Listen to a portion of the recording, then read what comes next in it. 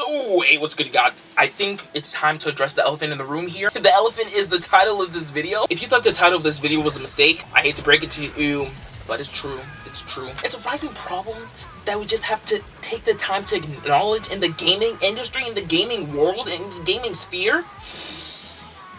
I'm sorry, this topic is literally just riling the out of me, bro. Daniel, take your time, breathe in, breathe out, breathe out. So the rising epidemic that the gaming community is facing is white women. White women. Any white woman who's watching this video who games as well, just want to come close and just adequately tell you that you guys are the problem. The specific problem that I'm talking about solely relates to the Marvel Rivals community. I'm gonna say this again. If you're a white woman with blonde hair specifically, the redheads and the brunettes and the black hairs, y'all are safe.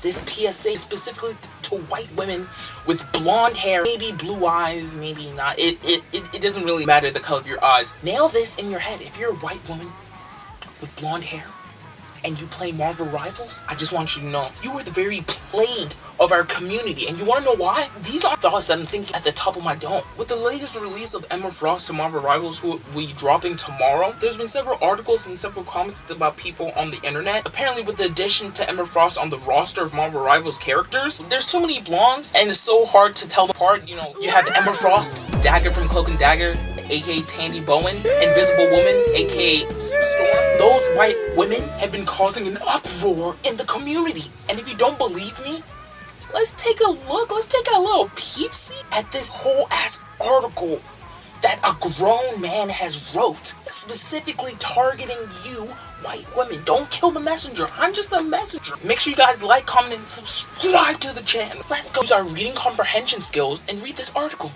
Okay, so this is the article that was mentioned in my intro of the video. Apparently, Marvel Rival fans are having trouble telling all blondes apart. Man. Okay, so this joint was posted on Friday. Here you have, like, you know, Emma Frost sporting her thick thighs, Invisible Woman sporting her gajongajongs, and Cloak and Dagger also sporting her gajongajongs. I'm kidding, all of them are looking nice. And bro, you got Tyrone in the bag, yes sir. So it says, yesterday, Marvel Rivals unveiled 2 new heroes coming to the shooter season 2. A telepathic mutant named Emma Frost and an unshackled AI Ultron. We haven't seen much of Ultron yet, which is true, but at the same time, we also got Bro's thing kind of like leaked some time ago. Literally flying strategist, let's go. I'm a healer, but high-key little separate note, I believe Adam Warlock should have been the first flying healer, but that's neither here or there for this purpose of this video. Let's continue. Emma Frost will join the roster when season 2 begins April 11th, literally tomorrow. Fans are excited to have another woman in the Vanguard pool. Yeah, given before, it was heavily male-dominated. Literally the only female Vanguard that we had was Penny. However, the community is also having conversations about how the mutants' inclusion shows a weakness in the diversity of Marvel's character design and the heroes from which the developer NetEase is pulling. Emma Frost marks the 3rd instance of Marvel Rivals putting a blonde white woman in a blue and white suit and sending her into the battlefield. Oh goodness, this is the narrative that's being pushed.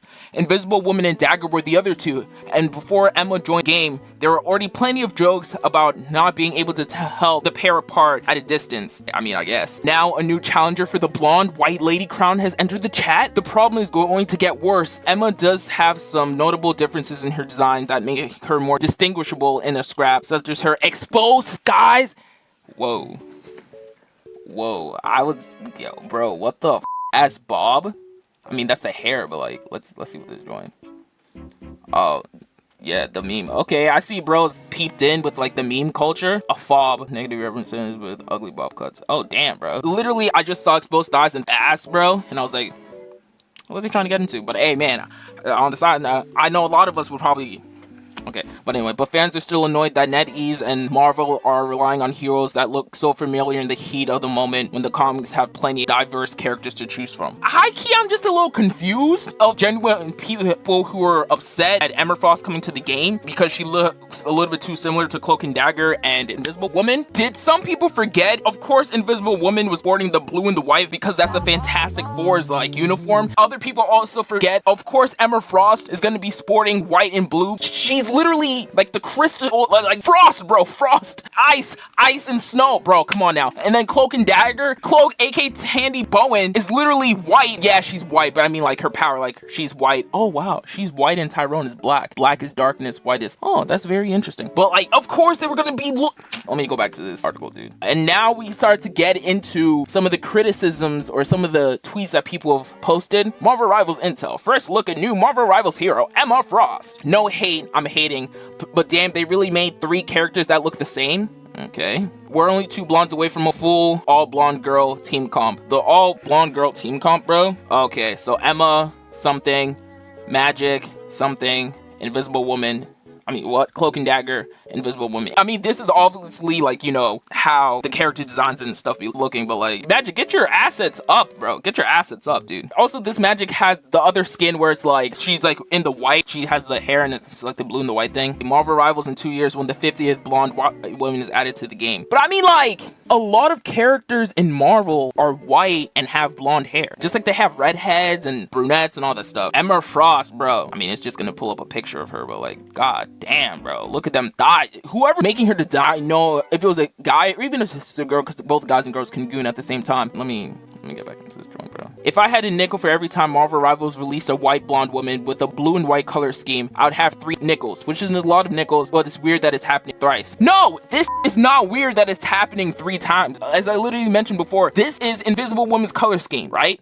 The uniform. This is Emma Frost's color scheme. The uniform. This is Cloak and Dagger's color scheme. The uniform, I guess, but like, yeah. Come on, what are people really doing, dude? These have to be trolls, bro. Blonde white woman power creep. I don't want to play with you anymore. I mean, technically, you're still gonna have to kind of play as her because she's the only Vanguard. And on your team, if you want to have a successful team, you need some strategists. So, you know, Invisible Woman and Cloak and Dagger. Cloak and Dagger is a very OP strategist. So you're still gonna have to play with her, bro. Unless you have a team that runs absolutely no strategists. If you have a team that runs absolutely no strategists, you're cooked. There's no reason to play Overwatch except for an actual diverse cast of characters. This is like the 5th skinny white woman they've added to the game. Yo, stupid soda, you're literally living up to the first portion of your name, dog. Don't cry, little Rivals players. Uncle NetEase has got enough blonde white women to feed you for the entire life. I really don't know why people are really on about this stick, bro. Yes, more skinny blonde white women with white and blue color schemes. Yes, girl. There's so much other stuff to get like peased and pissed off at. Why are people like narking on this joint, dog? If there were more distance between Emma, Invisible Woman, and Dagger being added to the roster, fans might be less concerned. But the game has been out for 4 months, and there's been a bizarrely similar looking blonde white woman in a blue and white suit added each season thus far. There have already been some teases of more characters who fall into this archetype joining the game, like Dazzler. I don't know how bro looks like this for research purposes. Dazzler powers flight, shield, invisibility, animal echolocation, light manipulation, light projection. High key, I don't think they should add her because like invincibility, that's already Invisible Woman. Shield, Invisible Woman. Flight, technically to a degree, Cloak and Dagger, but not really. Animal echolocation, how would that work? Light manipulation, light projection. Yeah, they shouldn't add her. But like, come on now. High key, a little bit high key. I wouldn't even be upset, dude. I know a lot of people wouldn't even be upset, dude.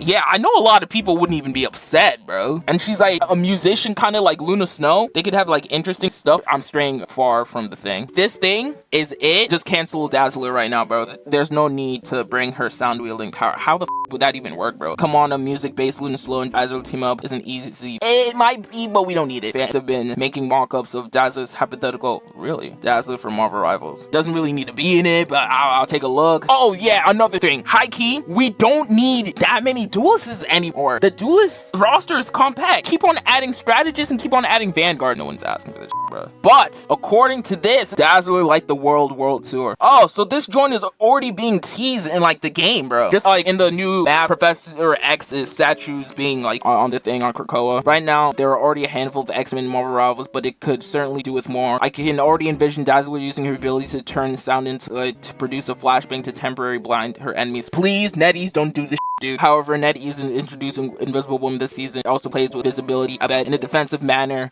rather than an offensive one. Should Dazzler make her way into the roster? It likely not. Bro, can I not read? Should Dazzler make her way to the roster, it will likely not be anytime soon, as Season 1 is already bringing 4 heroes into the mix with the Human Torch and the Thing. High-key, there really is no need. So let's get back into the big view so I can literally, you know, give my last 2 cents on this whole "Are blonde women ruining Marvel Rivals?" So, okay guys, so I'm not gonna hold you. You probably realized, and yes, I've changed shirts from the intro, you feel me? But that's besides the point. That article that we reacted to, as well as some of the comments that we reacted to, I'm not gonna hold you, that's one of the biggest loads of bullwinkle that I've ever seen and or read in my entire life. The fact that Marvel Rivals fans, high-key, I don't even think these are real Marvel Rivals fans. I think these are people on the internet who just like to complain just to complain, you feel me? Because no real Marvel Rivals fans would really say, oh my gosh, I'm sick and tired that there's so many blonde characters running around. Bro, really? Like, what are we on right now? People who are upset that there's too many, look at the blonde, well actually we have to factor in the blonde hair, but there's too many women characters repping white and blue. As I mentioned in the previous section, or the previous segment, of course Invisible Woman's gonna be rocking her blue and white because that's the Fantastic Four uniform. Of course Emma freaking Frost is gonna be rocking the white and blue because, you know, frost, snow,